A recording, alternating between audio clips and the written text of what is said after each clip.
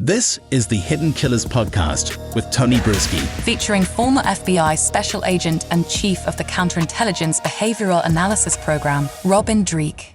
The jury itself going to be picked again from Ada County. We're talking the same place where everything took place for Lori not that long ago. They're expecting about a 2-week period before the trial to give it ample time to find jurors. And let's just start there. I mean, obviously, this is already a huge circus in round number 1. And here we have, it's round number 2, which seems to be not even just a sequel, but very much the same energy and intensity of this initial trial, because it's a whole other conspirator, if you will, that's going to be going up there and being tried. Do you anticipate this to be just as much of a circus, more of a circus? What do you think we're going to be seeing here once Chad enters the courthouse?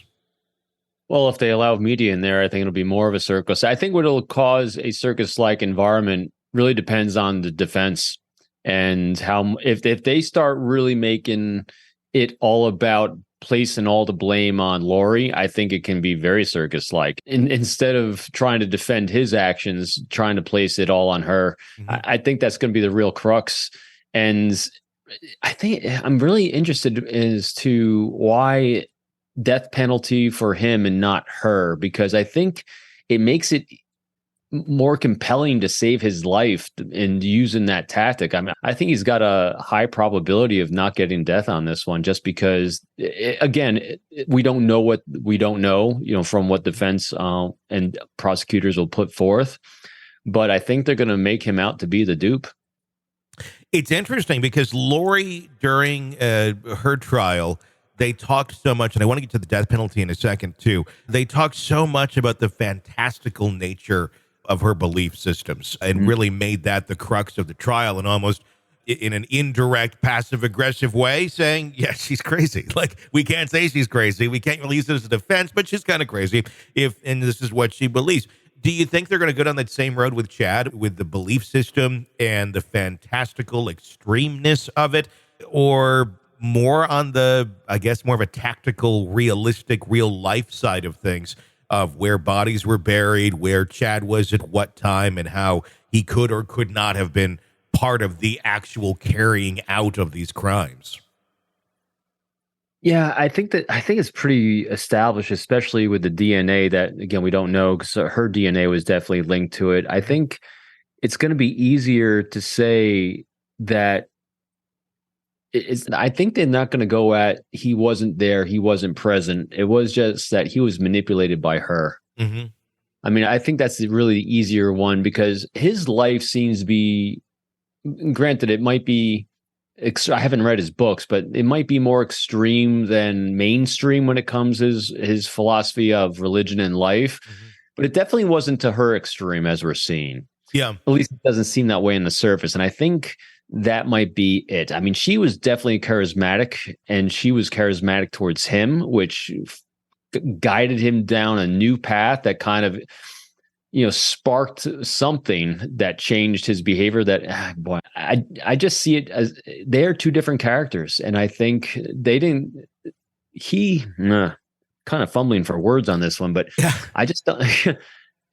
It's just really interesting. I don't think it's going to be quite the same as it was for her, because he's just not that insane. I think he's fallen in love with his own voice, but he's not crazy like she's crazy. Does that make it more, I mean, obviously she was found guilty and we know how crazy she is, but does that make it more damning for him than to, be a character that's presented as being more sane and then capable of doing this? With Lori, I still think you could have almost made the argument, had Idaho had some sort of insanity defense, I think that Lori could have probably easily gotten that. Chad, not so much. And with the death penalty here on the table, it is expected to take longer than other trials, just because it's a little bit more intricate. We are talking about someone's life.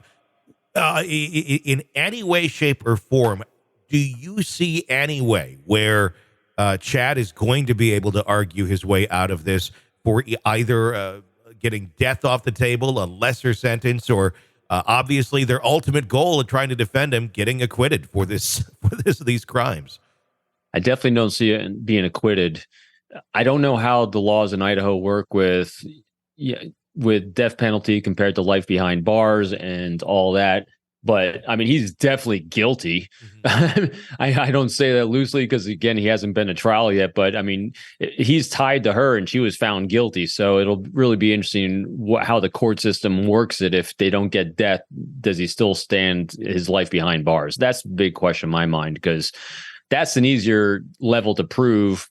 And then going for the death penalty, I think, boy, death penalty is really hard on some people. And that's why the jury selection is going to be really critical for prosecution and defense on this, because that's a tall order for a lot of people. But when you have children that have been murdered, it's an easier bar, I think, for people to come to. But again, it's still a tall order for many people. Yeah, without a doubt. Want to listen ad-free? Want advanced access to all of our interviews before anyone else? Become a True Crime Today Premium Plus subscriber on Apple Podcasts. You get every episode commercial free. So you can binge on true crime until you can binge no more. Search True Crime Today Premium Plus on Apple Podcasts now, or go to our podcast page and sign up now. More of the Hidden Killers podcast next.